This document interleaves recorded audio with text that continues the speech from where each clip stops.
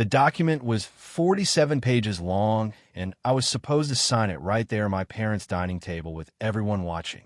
My brother Daniel had done all the work, all the organizing, all the late-night calls with the lawyers, and everyone kept saying how lucky we were to have him handling it. I was the one who showed up late and asked questions nobody wanted to answer. That was the role. My pen was on page 9 when something made me flip back. Not suspicion exactly, just a habit I picked up running my own contracting business after getting burned on 2 deals I should have walked away from. You learn to read everything twice. My mother was in the kitchen. My sister was on my left, scrolling her phone. Daniel sat across from me, with his hands folded, watching me read. Page 8 was fine. Standard distribution language. Nothing unusual. But when I got to page 9, near the bottom, there was a word that did not belong in an estate document. Not a legal term, not a technical description, just a word that sat there like something left in the wrong room.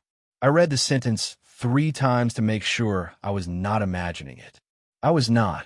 I set the pen down. Daniel asked if something was wrong. I said I just needed another minute. He smiled the way he always did when he was managing a room, the smile that said everything was under control, and I was the only one who did not understand that yet. The pen stayed on the table. 2 months after the funeral, Daniel called a family meeting. He said we needed to wrap up the estate paperwork and asked if I could come early to help him set up. I told him I would be there by 4. He said, "Perfect. I knew I could count on you." That was his way of marking territory, telling me I was on his team before the rest of the family even walked through the door. I pulled into my mother's driveway at 10 to 4. The house looked the same way it had the day we buried my father, neat and quiet and too clean, like she had been scrubbing things just to keep her hands busy. I sat in the truck for a minute before I went inside. That was something I had started doing after my father died, just sitting somewhere quiet before I had to be around people who expected me to be fine. When I walked in, Daniel was already at the dining table with folders spread out in a perfect grid. Tabs sticking out of every one, different colors, each tab labeled with a name. He had printed color-coded signature flags and placed them on the pages that needed signing. He was not setting up. He was presenting. Mom came in from the kitchen with coffee. She looked smaller than I remembered, like grief had pulled something out of her that was not going to come back. Daniel started talking before she sat down. He said the lawyer had already reviewed everything, and they just needed signatures. He said it would take 20 minutes, and then it would all be done, and she could stop thinking about paperwork and start healing. That last word landed wrong. Healing was not something my mother talked about. My sister walked in next, then my younger brother. Everyone pulled out chairs.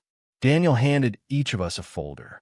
He stood at the head of the table where my father used to sit and said the lawyer has already gone through it. Just sign where the tabs are. We will be done in 20 minutes. Mom looked at the folder in front of her and did not open it. She said she trusted whatever Daniel decided.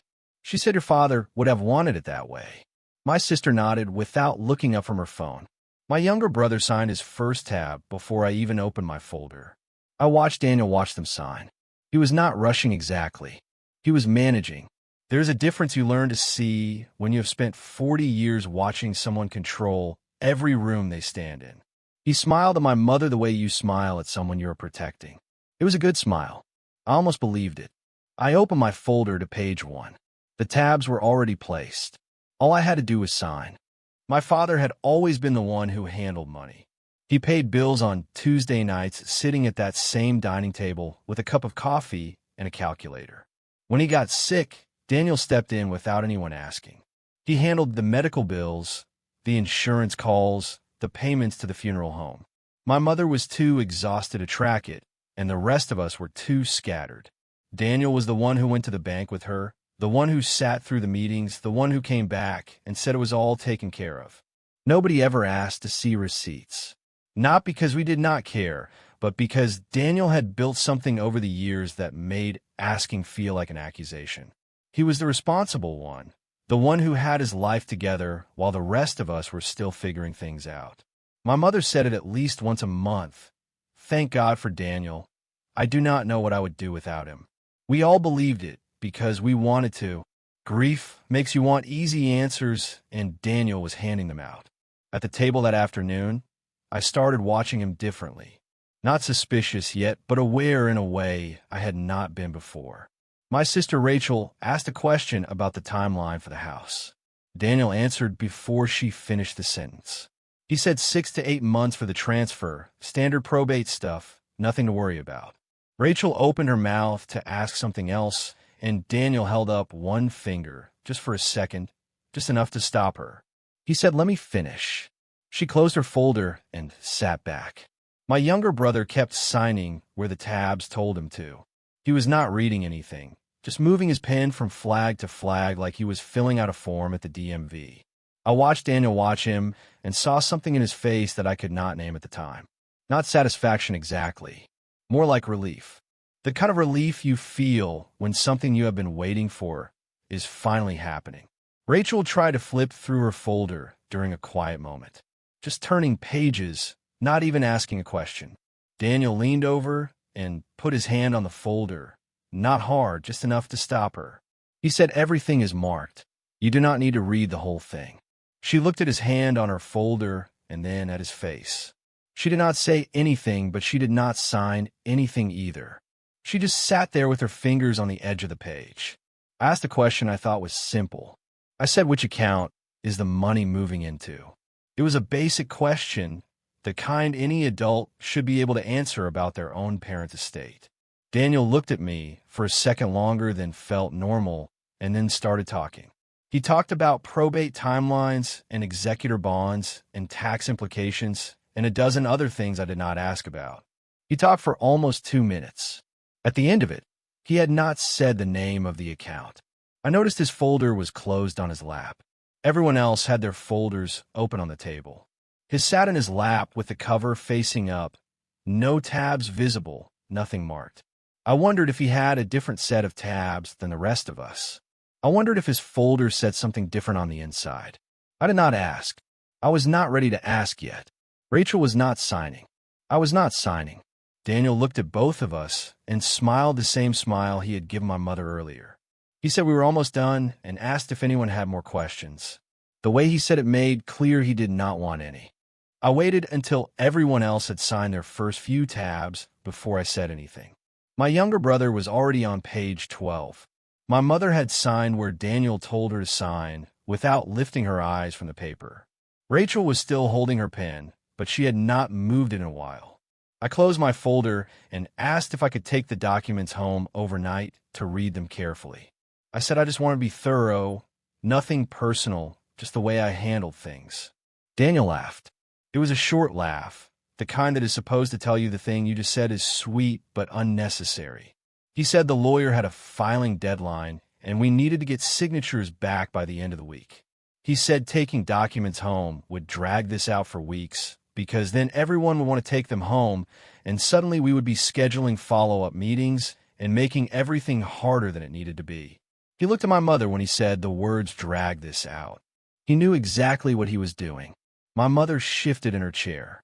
She looked at me with the kind of tired I had been seeing on her face since the funeral, the kind that comes from making decisions for 2 months straight when you never wanted to make decisions alone. She did not want to think about paperwork anymore. She did not want another meeting or another folder or another conversation about accounts and signatures and deadlines. She wanted to be done. Daniel said, "Come on, we're not doing this for weeks. Mom does not need that." He said it friendly the way you talk to someone you're trying to pull back in a line without making it obvious that is what you were doing. He kept his folder closed on his lap. He did not open it once during the whole exchange. My mother turned to me and asked me quietly if I would please just sign so they could be done. She said, "Please the way you say it when you have already said it too many times to too many people." I looked at her face and I looked at Daniel watching me. And I looked at Rachel, who was still holding her pen without signing anything. I said, "Okay." I said I would read it at the table instead. I opened my folder back to page 1 and started reading from the beginning. Daniel smiled and told everyone we were making progress. He did not look at my folder. He did not ask if I had questions. He just sat back in his chair and waited with his hands folded the same way he had been folded when I walked in. I read slowly. I read every word. I was on page 3 when I realized he was watching me read, not looking at anyone else, just watching my eyes move across the page. I did not look up. I kept reading. I read page 1 slowly and then page 2. Daniel started drumming his fingers on the table somewhere around the middle of page 3. He was not even looking at my folder anymore, just making this soft, rhythmic tapping against the wood while I read. He told me I could skip ahead to the signature pages because everything before that was just boilerplate.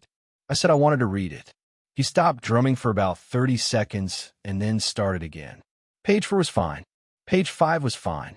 Page 6 had some language about disbursement timelines that looked normal. Page 7 was a list of asset categories that matched what I remembered from conversations with my father before he got sick. Page 8 was the same. Page 9 was different. The paragraph was near the bottom of the page, buried inside a section called administrative consolidation.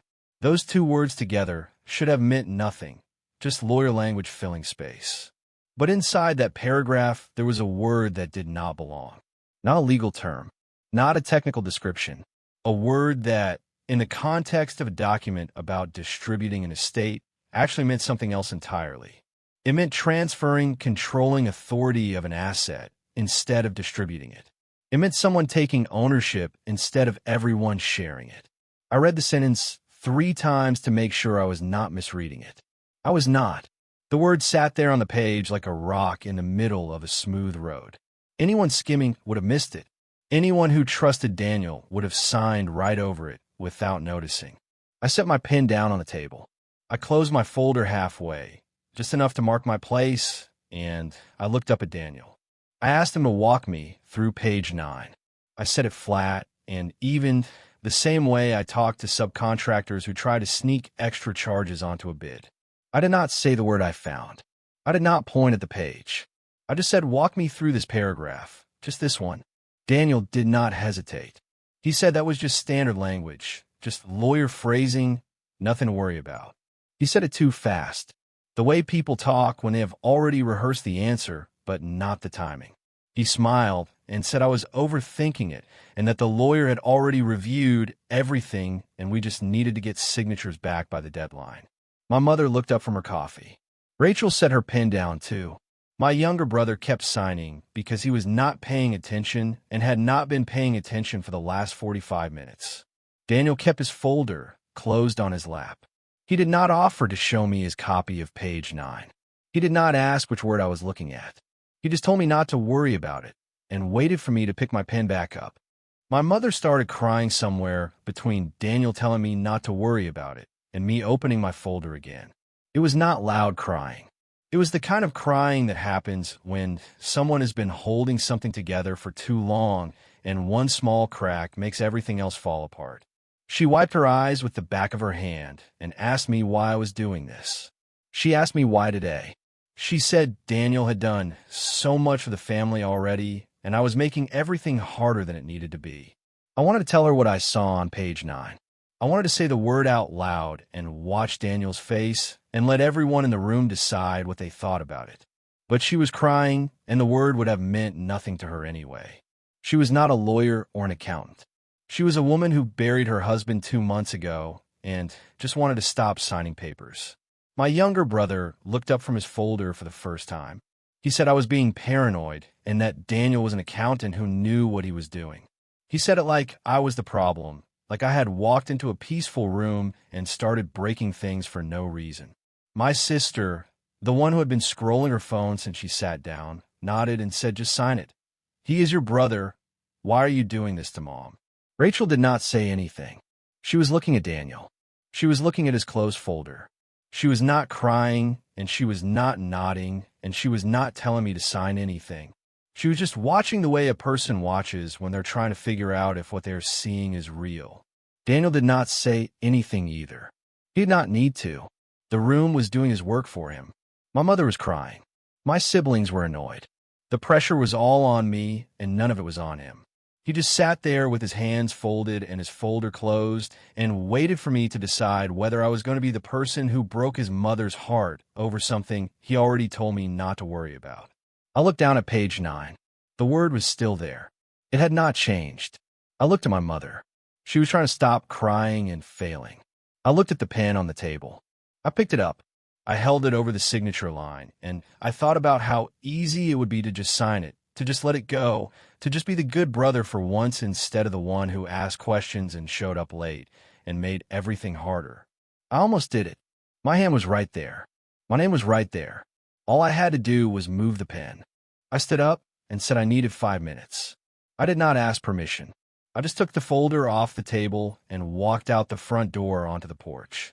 The screen door banged behind me, and I heard my mother say something I could not make out, and Daniel telling her it was fine. Just give him a minute. I sat on the porch step and pulled out my phone. There was a lawyer I knew from work, a woman named Helen, who had reviewed 2 of my contracts when things got complicated on a job site. She had saved me from signing something stupid both times. I called her. She answered on the 4th ring, and I could tell from her voice that she was in the middle of dinner. I apologized and told her I needed 60 seconds. I read the paragraph from page 9 word for word. I read it slowly so she could hear every clause. She was quiet for a few seconds, and then she told me what it meant.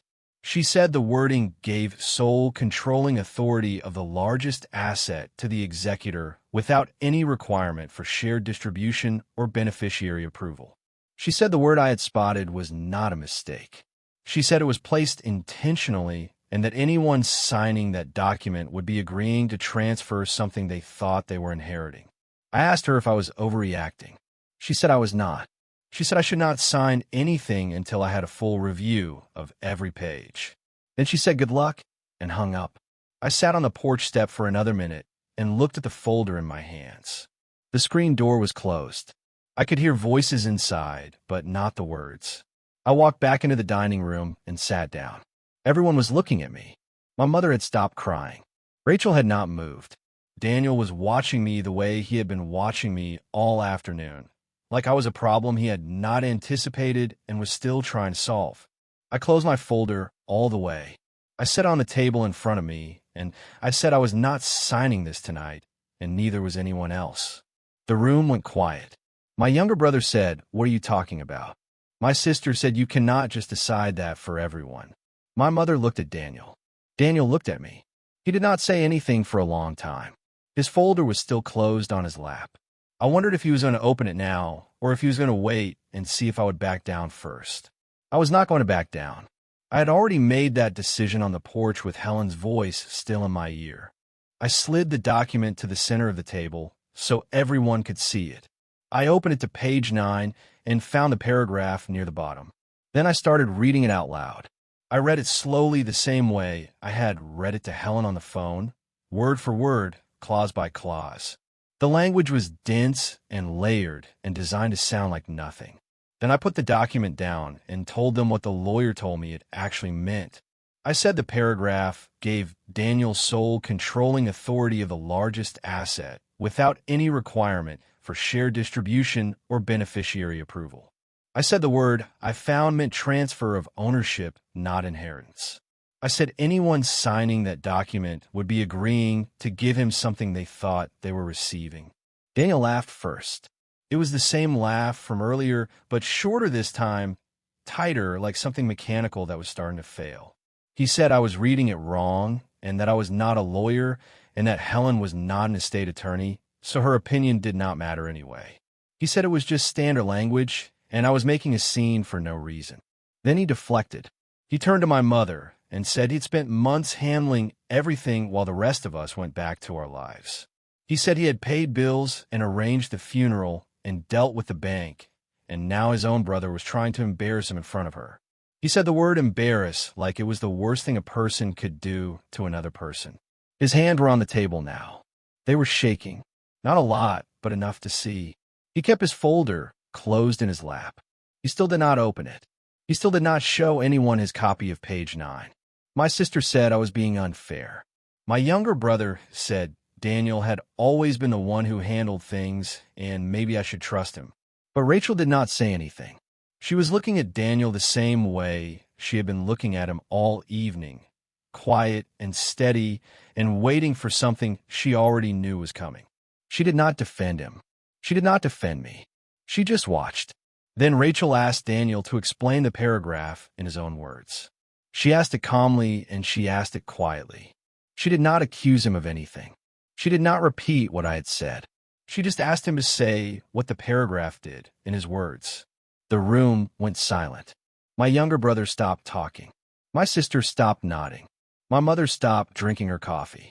Daniel opened his mouth and closed it. He looked at Rachel and then at the document and then back at Rachel. He said it was complicated and that she would not understand it anyway. Rachel said, "Try me." Daniel started talking about administrative efficiency and streamlined execution and standard fiduciary language. It was the same kind of answer he had given me when I asked about the account name. Long and full of words that did not say anything. He talked for almost a minute, and at the end of it, he had not said what the paragraph did. My mother set her coffee down. She looked at Daniel and said his name in a voice I had not heard since my father got sick. She said, "Daniel, answer her. Just Daniel, answer her. Not please, not sweetheart, just his name and a command." She was not asking anymore. Daniel looked at her and then at the document and then at me. His hands were still shaking. He did not reach for the folder in his lap. He did not reach for the document on the table. He just sat there with his mouth slightly open like someone who had practiced every answer except the one that actually mattered. Daniel stood up. He said he was not going to be interrogated in his own mother's house. He said the words like they still meant something, like the house still belonged to him in some way that mattered more than what was written on page 9. He picked up his folder from his lap and held it against his chest the way you hold something you do not want anyone else to touch. He did not look at my mother. He did not look at Rachel. He looked at me for a second, and then he walked out the front door, and the screen door banged shut behind him the same way it had banged when I went out to call Helen. Nobody followed him. My younger brother stared at the door. My sister looked at my mother like she was waiting for someone to tell her what to feel. Rachel did not move. My mother sat very still at the head of the table where my father used to sit. She did not cry. She did not speak. She just sat there with her hands flat on the table and her eyes on the closed folder in front of her. Then she asked me to please read the rest of the document out loud. She said, "Read it all, every page, I want to hear it." Her voice was small, but it was steady. It was the voice of someone who had spent 2 months trusting other people to tell her the truth and had just realized she should have been reading everything herself. I picked up the document and started reading from page 1. I read every word out loud. The siblings listened.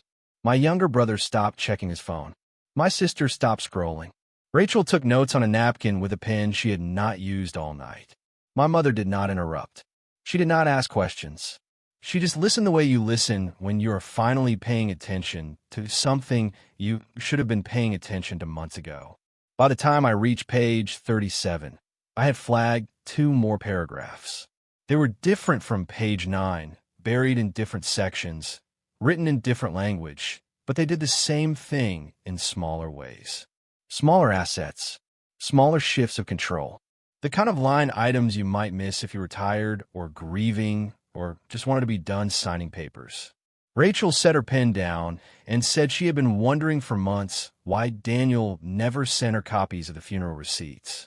She said it quietly, not angry, just stating a fact she had been holding on to alone. She said she had asked him twice, and he had told her not to worry about it, and she had stopped asking because she did not want to be the person who made things difficult.